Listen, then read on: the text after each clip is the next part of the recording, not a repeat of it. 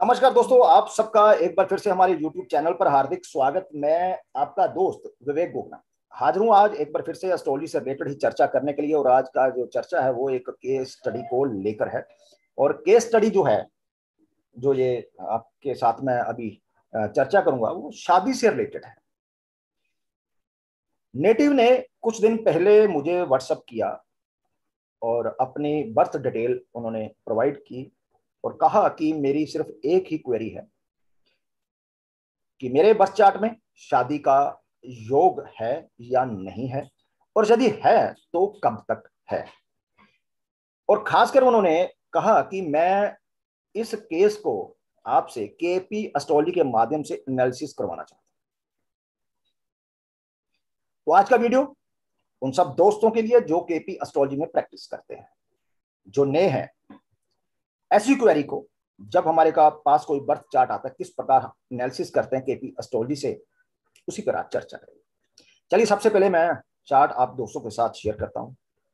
ये रहा chart native का। डेट ऑफ बर्थ नेटिव की 16 जनवरी 1983। समय उन्होंने दिया था मुझे 12:20 और मैंने इसको सिर्फ 1 सेकंड पीछे किया। लॉन्गिट्यूड 7248 ईस्ट और लैटिट्यूड 2228 नॉर्थ। सबसे पहले जो नए हैं, केपी एस्ट्रोलॉजी में रुचि रख रहे हैं, उनके लिए बता दूं कि जब कोई शादी की ऐसी क्वेरी आती है दोस्तों, तो हम केपी एस्ट्रोलॉजी के माध्यम से इसे कैसे सॉल्व करते हैं। इसके लिए हम सबसे पहले तो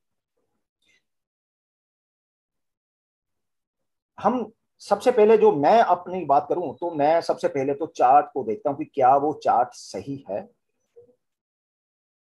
जो समय मुझे दिया गया है वो सही है, उसकी जो भी रूल है उसे मैं अप्लाई करता हूं।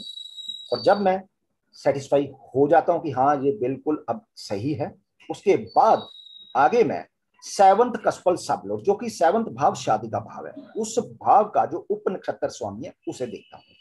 वो उप नक्षत्र स्वामी आगे किसके नक्षत्र पे और किसके उप नक्षत्र पर गया। यदि सेवंथ भाव का उप नक्षत्र स्वामी खुद या अपने स्टार के थ्रू सेकंड भाव फैमिली के बढ़ने का, सेवंथ भाव prime house of marriage, 11th भाव हमारी डिजायर, हमारी इच्छा, फुलफिलमेंट और डिजायर, इनमें तीनों में से कोई एक भाव सिग्निफाई कर दे और अपने सब के थ्रू, सब लॉर्ड के थ्रू इन्हीं में से किसी एक भाव के साथ उसका वो कनेक्टेड हो, तो हम कह सकते हैं कि इस जातक के जीवन में शादी का योग है। अब ये तो एक प्रॉमिस हुआ, और उसके बाद नेक्स्ट फिर हम देखते हैं कि जातक को जो भी दशा चल रही है, क्या वह, मतलब जिस इवेंट के बारे में पूछा, जैसे इस चार्ट में उन्होंने शादी के बारे में पूछा, तो क्या वो दशा लॉर्ड जो है शादी दे रही है। क्योंकि केपी एस्ट्रोलॉजी में एक रूल है कि दशा लॉर्ड को जो भी हमें क्वेरी देखनी हो, या तो वो उस क्वेरी से रिलेटेड न्यूट्रल हो, ठीक है, या फिर वो बिल्कुल उसके पक्ष में चला जाए, मतलब ग्रीन सिग्नल दे कि यस इवेंट इस दशा में होगा। क्योंकि देखिए, लाइफ में कोई भी इवेंट हो, सिर्फ एक मौत को छोड़कर हर इवेंट 2-3 बार लाइफ में हो जाता है। शादी भी हो सकती है, बच्चे भी हो सकते हैं, प्रॉपर्टी सेल परचेज भी हो सकती है, फॉरेन ट्रैवल भी हो सकता है, कुछ भी हो सकता है, लेकिन डेथ जो है एक बार होती है। इसलिए केपी एस्ट्रोलॉजी में जब जैसे कि डेथ वाला केस हो कि जी हमारा कोई पेशेंट है, बुजुर्ग है, बहुत बीमार है, हॉस्पिटल में बेचारा काफी देर से है, तो ऐसे लोग भी पूछ लेते हैं मुक्ति कब मिलेगी। तो कहने का मतलब, उस केस में जो दशा लोड है उसे स्ट्रांगली सिग्निफाई करना चाहिए, तभी आगे बढ़ा जा सकता है। लेकिन जो ऐसे बाकी केसेस होते हैं, इनमें दशा लॉर्ड को या तो न्यूट्रल हो जाए, वो मतलब पॉजिटिव नेगेटिव दोनों बता जाए, तब भी कोई चक्कर नहीं, या फिर बिल्कुल ग्रीन सिग्नल दे दे, लेकिन उसे बिल्कुल भी इनकार नहीं करना चाहिए उस घटना से। जैसे कि शादी का मसला है, तो दशा लॉर्ड को शादी के जो पॉजिटिव भाव है 2nd, 7 एंड 11, इन भावों से जो 12 भाव होगा, जैसे कि 2nd से 12 फर्स्ट हुआ, वो फैमिली बढ़, जो 2nd भाव फैमिली बढ़ने का है, तो उसे वो रोकेगा। 6 भाव प्राइम हाउस ऑफ मैरिज 7 भाव है, 6 भाव उस भाव को नेगेट करेगा। इसी प्रकार 10th भाव, 11th भाव इच्छा का, वो इच्छा के भाव को नेगेट करेगा, क्योंकि उससे वो 12 बना। और साथ में 8 और 12 भाव वो बुरे भाव है। यदि वो दशा लॉर्ड ओके कर जाता है, फिर हम आगे भुक्ति पर जाते हैं। और भुक्ति यदि ग्रीन सिग्नल दे रही है, और भुक्ति को ग्रीन सिग्नल देना ही चाहिए, वही भुक्ति हम पकड़ेंगे। भुक्ति में ऐसा नहीं है कि वो न्यूट्रल दे जाए जी, वो ऐसा नो, भुक्ति में हमें वो भुक्ति स्ट्रांगली पकड़नी पड़ेगी। दशा लॉर्ड हम कर सकते हैं कि भाई चलो कोई बात नहीं, पॉजिटिव नेगेटिव दोनों देगा, कोई दिक्कत नहीं, लेकिन भुक्ति को स्ट्रांगली पकड़ना पड़ेगा। यदि भुक्ति हमें वो स्ट्रांगली रिजल्ट नहीं देती तो हम उस भुक्ति को छोड़कर नेक्स्ट भुक्ति पर आगे बढ़ेंगे।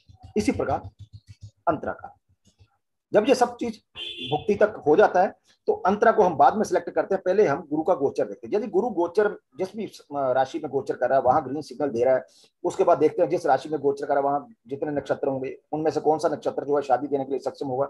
जब वो फिक्स हो जाएगा उसके बाद हम अंतरा फिक्स कर लेंगे। अंतरा फिक्स करने के बाद फिर हम सूर्य फिक्स कर लेंगे और इवेंट जो है जिस समय में होगा जातक को बता दिया जाता है।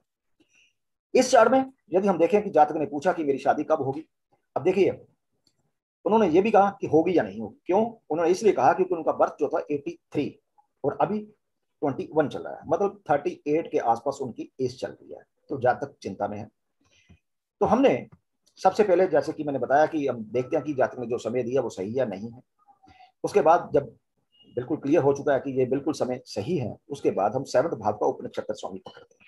इस चार्ट में 7वें भाव का उपनक्षत्र स्वामी वीनस है, जो कि मून के स्टार पर चला गया। प्लैनेटरी पोजीशन में देखेंगे वीनस मून के स्टार पर और केतु के सब पर है। वीनस को जहां देखेंगे दोस्तों तो वीनस जो है, वीनस के स्टार पर कोई प्लैनेट नहीं है, मतलब वीनस इस चार्ट में अनटेनेंटेड है। वो राशि सॉरी भावा चार्ट में देखेंगे वीनस तो वीनस 10th भाव में है, सेकंड भाव की ओनरशिप है, 7वें भाव की ओनरशिप है, और साथ में हम अब ये भी देखेंगे कि कस्पल पोजीशन में वीनस जो है 3 भावों का कस्पल सबलॉर्ड बना, वीनस उनका भी रिजल्ट देगा। यहाँ यदि ध्यान से देखें तो वीनस जो है 7वें भाव का और 11वें भाव का कस्पल सबलॉर्ड बनता है, मतलब वीनस जो है 7th 11 2nd जो शादी के भाव है उनको बता रहा है, उनका कार्य बन रहा है। वीनस मून के स्टार पर गया और मून देखेंगे भावा चार्ट में वो 11th भाव में और 5th भाव की ओनरशिप उसके पास है। 5th भाव जो है प्यार का अट्रैक्शन का है और 7वें भाव से 11th बनता है, शादी के लिए एक अच्छा भाव है, पति पत्नी में प्यार को दर्शाता है। या जब शादी की ऐसी कोई क्वेरी आती है तो वहां पर भी हम कह सकते हैं कि हाँ 5th भाव आ रहा है तो जातक की शादी जो है लव मैरिज जो है हो सकती है, लेकिन उसके बाद होगी या नहीं होगी उसके लिए हमें 5th भाव पर भी थोड़ा सा देखना पड़ता है कि यदि 5th भाव भी 7th भाव को बताएगा या उसका क्रेश बनेगा तब होगी, उसके बाद दशा भुक्ति अंतर। तो यहाँ पर वो 5th भाव आ रहा, मतलब शादी का एक अच्छा भाव जो था एक स्पोर्टिंग भाव और मिल गया हमें। नेक्स्ट हम चलेंगे कि वीनस किसके सब पर गया, वीनस गया केतु के सब पर। अब केतु को देखेंगे तो केतु के स्टार पर कोई भी प्लेनेट इस चार्ट पे नहीं है। केतु की प्लेसमेंट भावा चार्ट में 9th भाव में है। कस्पल पोजीशन में केतु किसी भाव का कस्पल सब लॉर्ड नहीं बना, लेकिन यहां देखेंगे स्टार लॉर्ड वाली लाइन में केतु फर्स्ट और 9th भाव का कस्पल स्टार लॉर्ड बना, मतलब केतु सब लेवल पर 9th भाव जो कि एक अच्छा भाव है, 7th भाव से वो 3rd बनता है, उस भाव की वृद्धि करने वाला है, वो मल्टीप्लेशन भाव है 9th 7 से 3rd। अब केतु के ऊपर राशि चार्ट में सैटर्न का एस्पेक्ट आ रहा 3rd और सैटर्न 7th भाव में बैठा है, 11 भाव की ओनरशिप है उसके पास है, 12 भाव की ओनर, बढ़िया भाव है भाई। अब यहां पर देखें केतु जो है धनु राशि में है, वो जुपिटर को भी रिप्रेजेंट कर रहा है और केतु अपने ही नक्षत्र पर है, वो हम देख ही चुके। जुपिटर 8th भाव में उसकी प्लेसमेंट है, ठीक। और यहाँ पर 5 8 और 12 भी आ रहा है। 8 12 इनके साथ आना कोई बुरा नहीं गिना जाता, क्योंकि 8 भाव जो है वो सेक्स ऑर्गन को दर्शाता है और 12 भाव जो है बेड प्लेयर को दर्शाता है। अब यहाँ पर देखेंगे गुरु जो है कस्पल पोजीशन में किसी भाव का कस्पल सबलॉर्ड नहीं बना। इस तरफ देखेंगे तो कस्पल पोजीशन में गुरु जो है 4 और 8 भाव का कस्पल सबलॉर्ड बना। कहने का मतलब ये हो कि जो वीनस है वो सिग्निफाई कर रहा है खुद और अपने प्लैनेट स्टार के थ्रू 2nd 5 7 एंड 11 शादी के भाव जो है, और अपने सब के थ्रू वो 7 भाव से जुड़ा, मतलब इस जातक के शादी का योग तो दिखाई दे रहा है। लेकिन जातक ने कहा कि शादी जो है, क्वेश्चन उन्होंने पूछा तो मेरा एकदम गया कि 83 का जातक जो है बोर्न है और 21 में वो क्वेरी पूछ रहे हैं, तो 38 ईयर उनकी एज हो चुकी है, तो शादी क्यों नहीं हुई। दशा देखी तो दशा उनकी 2007 में गुरु की शुरू हुई।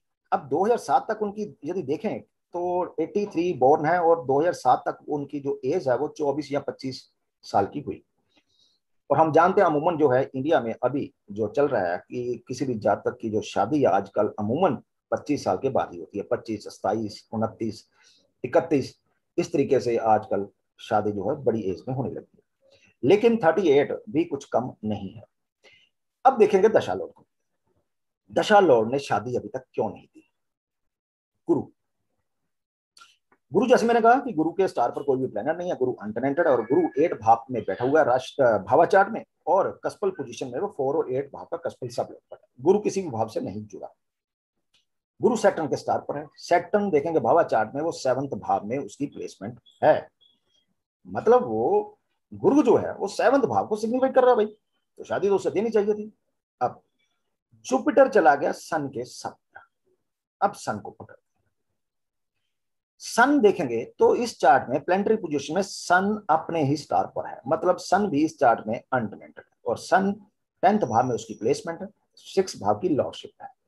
10th भाव 11th भाव को नेगेट करता है, 6 भाव जो है सब लेवल पर 7th भाव को नेगेट करता है।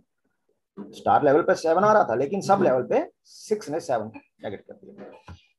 सन जो है वो 1st भाव का कस्पल सब लोड बना, ये भी एक शादी के लिए बुरा भाव है क्योंकि वो 2nd से 12 बनता है।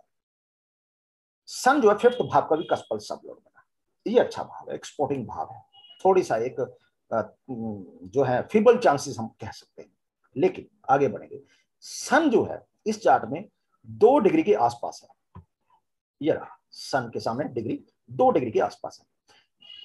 सन मून के साथ है, मून इस चार्ट में 24 डिग्री, युति नहीं मानी जाएगी। सन जो है मरकरी के साथ है, मरकरी 1 डिग्री 42 मिनट, मतलब वो सन के साथ युति योग में है। वीनस 19 डिग्री, वीनस की युति नहीं मानी जाएगी, मतलब ये कहेंगे कि सन की युति जो है मरकरी के साथ, और मरकरी भी भावा चार्ट में 10th भाव में है, और मरकरी का जो उसके पास ओनरशिप है वो 3rd, जहां राहु बैठा हुआ, और एक 4th। अब यहां पर जो 4th है वो 5th भाव को नेगेट कर रहा है दोस्तों, और उसके बाद कस्पल पोजीशन में मरकरी 3rd में चला गया, बातचीत का भाव है। 4 का वो कस्पल सबलॉर्ड यहां भी बना, स्ट्रांगली सिग्निफाई कर रहा है 4th को, 5th को नेगेट कर रहा है। 6 इसका भी वो कस्पल सबलॉर्ड बना, 10th इसका भी वो कस्पल सबलॉर्ड बना, जो कि 11 से 12 बनता है, साथ में 12 भाव। कहने का मतलब गुरु जो कि अपने स्टार के थ्रू हमें 7th भाव को सिग्निफाई कर रहा था, अपने सब के थ्रू उसने जो नेगेटिव भाव थे 1st, 4, 6, 10 एंड 12, स्ट्रांगली उसने वो जो शादी के बुरे भाव थे उनको उसने बता दिया, जिसकी वजह से जातक, अब यहां गुरु को यदि ध्यान से देखें तो गुरु 2007 से शुरू हुआ, अभी गुरु में लास्ट राहु का अंतरा चल रहा है दोस्तों, मतलब गुरु में गुरु निकला, गुरु में शनि निकला, गुरु में मरकरी निकला, केतु निकला, शुक्र, सूर्य, चंद्र, मंगल। किसी भी भुक्ति में या किसी भी भुक्ति में जातक को शादी क्यों नहीं दी, वो इसलिए नहीं दी क्योंकि दशा लॉर्ड जो था, दशा लॉर्ड सुप्रीमो होता है, और जैसे मैंने कहा कि दशा लॉर्ड या तो न्यूट्रल हो जाए या फिर ग्रीन सिग्नल दे दे, लेकिन उसे जो इवेंट देने वाले भाव हैं उन भावों को उसे नहीं दर्शाना चाहिए, उन भावों का वो कारयश नहीं बनना चाहिए। यहां गुरु उन्हीं भावों का, नेगेटिव भावों का करेश बना, जिस वजह से जुपिटर ने अभी तक जातक को शादी नहीं दी, चाहे वो इस तरफ 7th भाव का कस्पल सबलॉर्ड प्रॉमिस कर रहा था, लेकिन इवेंट तो तभी घटेगा ना जब दशा ओके करेगी, भुक्ति ओके होगी, और उसके बाद जो भी गुरु का कंडीशन है, फिर अंतरा की कंडीशन है, और उसके बाद जो सूर्य का गोचर है। जातक ने पूछा चलो ठीक है 38 अभी हुआ है, 29 2 साल बाद 40 भी चलो थोड़े से चांसेस नजर आ रहे हैं कि देखिए कि शनि की दशा में शादी होने का योग है या नहीं है। शनि 7th भाव में बैठा हुआ दोस्तों, 11th और 12 भाव की ओनरशिप उसके पास है, बढ़िया प्लैनेट लेवल पर 7 भाव में दे रहा वो राहु के सब पर चला गया। राहु राशि चार्ट में 3rd भाव में है, राहु के ऊपर यदि दृष्टि देखें, ना तो गुरु की दृष्टि जा रही है, ना शनि की दृष्टि जा रही है, ना मंगल की दृष्टि जा रही है, किसी की दृष्टि नहीं जा रही। गुरु राहु 3rd अपना राशि चार्ट में भी 3rd भाव में है, भावा चार्ट में भी 3rd भाव में है।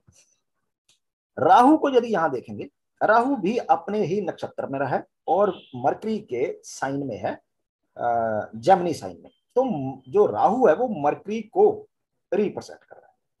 पहले तो राहु को देख लेते हैं कि राहु 3rd में है, कस्पल पोजीशन में राहु देखा, यहां नहीं दिखाई दे रहा, कस्पल स्टार लॉर्ड में देखा राहु नहीं दिखाई दे रहा, राहु 3rd भाव में है, राहु मरकरी को भी रिप्रेजेंट करेगा, और मरकरी हम देख चुके हैं कि वो 4th भाव की ओनरशिप उसके पास है, 10th भाव में उसकी प्लेसमेंट है। और मरकरी भी अनटेनेंटेड, इस चार्ट में मरकरी के स्टार पर कोई भी प्लेनेट नहीं है। Mercury 3rd, 4th, 6th, 10 and 12, इन भावों का वो कस्पल सबलॉर्ड बना। मतलब स्टार लेवल पर जो शादी ना देने वाले भाव हैं वो शनि उनको बता रहा है। आगे वो जुपिटर के सब पर चला गया। जुपिटर सुप्रीमो है। अब जुपिटर भी अनटेनेंटेड है और उसके स्टार पर कोई प्लेनेट नहीं है। जुपिटर की प्लेसमेंट 8 में है। जुपिटर 9 और 10 का वो ऑनरशिप है और इस तरफ कस्पल पोजीशन में वो 4 और 12 भाव का कस्पल स्टार लॉर्ड बना। जुपिटर की युति किसी के साथ नहीं। जुपिटर के ऊपर दृष्टि किसी प्लेनेट की नहीं आ रही। जुपिटर किसी प्लेनेट को दृष्टि नहीं दे रहा। इसका मतलब ये हुआ कि इस चार्ट में जो नेक्स्ट दशा शनि जो कि 42 तक चलेगी, 2042 तक, वो भी शादी को इनकार कर रहा है। अब यदि वैदिक से थोड़ा सा आप देखेंगे, काफी दोस्तों के फोन आते हैं कि वैदिक एस्ट्रोलॉजी से हम नहीं देख पाते। वैदिक में देखेंगे वीनस और शनि दोनों के बीच में राशि परिवर्तन है और वीनस के आगे गुरु है। वीनस के त्रिकोण में राहु है। वीनस के त्रिकोण में मंगल है जो कि दशा लॉर्ड है, लगन लॉर्ड है। लेकिन केपी एस्ट्रोलॉजी के माध्यम से, इसे मैंने कस्पल इंटरलिंक थ्योरी के माध्यम से भी एनालिसिस किया और उसी रिजल्ट पर पहुंचे। इस चार्ट में जातक के जीवन में शादी का योग मुझे नहीं दिखाई दे रहा। ये थी दोस्तों आज एक छोटी सी चर्चा, एक केस स्टडी को लेकर। चर्चा अच्छी लगी हो तो प्लीज वीडियो को लाइक कीजिए, शेयर कीजिए और कमेंट बॉक्स खुला है, आप अपने विचार देने के लिए स्वतंत्र हैं। जो विचार देना चाहें आप दे सकते हैं। चलिए जल्दी ही मिलते हैं एक और केस स्टडी को लेकर। तब तक के लिए दोस्तों नमस्कार।